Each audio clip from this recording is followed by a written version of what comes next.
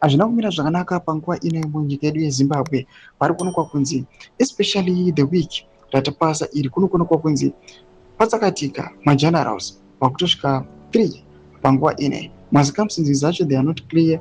Even panguva ine statements which have been released, they are not explaining what really happened to these generals. Sana mina mashoko kuda iri a warning iri kuda panguva ine. Tichiona panguva ine it means a military genocide. Tiona the people they are complaining. Pachiti mafiro arikuita magenerals with Zimbabwe. Autoshamisa ndo subscribe or like on the bell icon. Comrade never masura sera make this post amurikono donyera chiti. Dear Sadc, a military genocide is being committed in Zimbabwe. Why will you fold your hands and continue being the toothless entity that you are?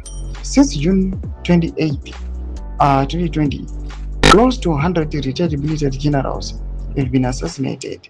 Panguva ine do one poster these pictures amurikona generals, some of the recent deaths generals. Another post which could have gone on chiti Marshal Jacob Mjede, you were given slow poison. Effects appear later. Get it treated abroad. Only the truth is revealed. This is a life-saving warning. Never say we did not warn you.